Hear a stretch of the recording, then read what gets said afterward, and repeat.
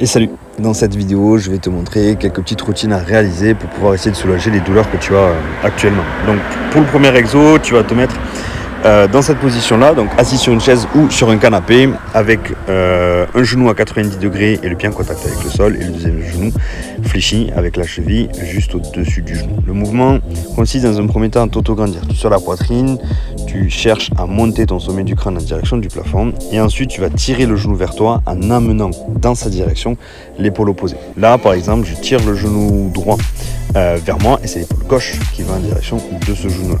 Dans un deuxième temps, tu vas chercher à pousser le genou en direction du sol, toujours en cherchant à t'auto-grandir et ensuite tu vas amener tes deux épaules vers le sol. Donc là, ton objectif, c'est vraiment de pousser ce genou vers le sol en gardant ton autograndissement, donc toujours ce sommet du crâne en direction du plafond, et tu vas envoyer tes deux épaules vers l'avant et vers le bas. Tu fais ça environ 4 à 6 fois avec 20 secondes de tension sur les deux exercices. Ensuite, tu vas partir de la même position et tu vas chercher à amener les hanches en direction du sol en gardant les épaules dans un premier temps le plus bas possible. Donc moi je peux pas sur la vidéo garder le genou à 90 degrés parce que j'ai le rebord qui me gêne, mais toi ton objectif c'est de garder ce genou avant avec un angle de 90 degrés. Donc là en gros l'idée c'est d'amener les hanches le plus bas possible et ensuite de remonter en position initiale. Quand tu as les hanches dans cette position-là, en position basse, tu y restes environ 10 à 20 secondes avant de remonter en position initiale. Et là, pareil, tu réalises entre 4 et 6 répétitions. Ensuite, genou au sol, tu vas chercher à faire ce qu'on appelle le cobra, c'est-à-dire amener tes hanches en direction de la chaise ou du canapé en gardant les épaules le plus bas possible. Tu as vu, mes épaules, elles ne montent pas dans mes oreilles, elles restent bien basses. Et tu vas faire la même chose avec les jambes tendues. Donc premier exo, regarde, tu as les genoux qui sont fléchis, tu les as en contact avec le sol, tu ramènes les hanches en direction de la chaise ou en direction du canapé et tu vas chercher à creuser le dos en tournant le regard vers le plafond. Et ensuite, dans un deuxième temps, ce que tu vas chercher à faire, c'est exactement la même chose mais en position de paume, c'est-à-dire que tu les genoux hors sol. Mais ton objectif reste exactement le même, c'est-à-dire ramener les hanches en direction de la chaise ou du canapé et de venir te creuser au max en amenant le regard en direction du plafond.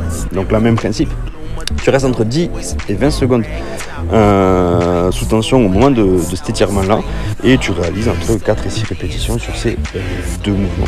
Ensuite, on va venir mettre un petit peu en mobilité ta colonne vertébrale, on va essayer de refaire bouger un petit peu ces vertèbres. Donc tu vas te mettre en position de quadrupédie, tu as le genou à 90 degrés sous les hanches, les bras parallèles avec les poignets juste en dessous de tes épaules et vertèbre après vertèbre, tu vas chercher à creuser ton dos. Donc tu pousses fort dans le sol pour t'arrondir et tu amènes le regard vers le plafond pour creuser ton dos. Tu fais ça environ une bonne dizaine de fois. Okay, une fois que ça c'est fait, tu vas venir te mettre en position allongée. Je suis handicapé d'une main, donc je m'excuse, je ne peux pas te montrer l'exercice correctement, mais je vais te l'argumenter.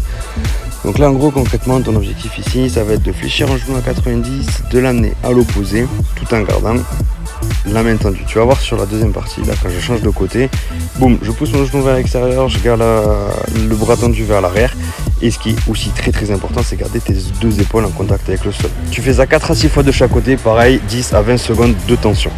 Ensuite, à genoux, tu viens pousser tes genoux vers l'extérieur, donc tu ouvres et tu laisses de la place à tes hanches, tu gardes les fesses en contact avec tes talons, les deux bras sont tendus vers l'avant, moi je peux pas avec le deuxième, je m'en excuse, et dans cette position là tu viens creuser et arrondir le dos comme tout à l'heure sur le cat and row. Tu fais ça environ pareil une bonne dizaine de fois. Et ensuite tu restes juste en étirement, c'est-à-dire que tu ne bouges plus, tu serres fort les fessiers en creusant le bas du dos pour finir cet étirement là sur environ 30 secondes.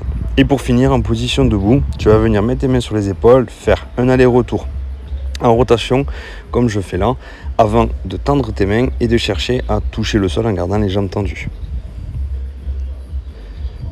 Et pour remonter, tu cherches juste à fléchir les genoux et dérouler vertèbre après vertèbre pour te remettre en position initiale comme je fais là. Donc en gros ton objectif, je mets les mains au niveau de mes épaules, je rentre le menton, dans un premier temps je m'arrondis et ensuite je cherche à faire mon arc de cercle dans un sens puis dans l'autre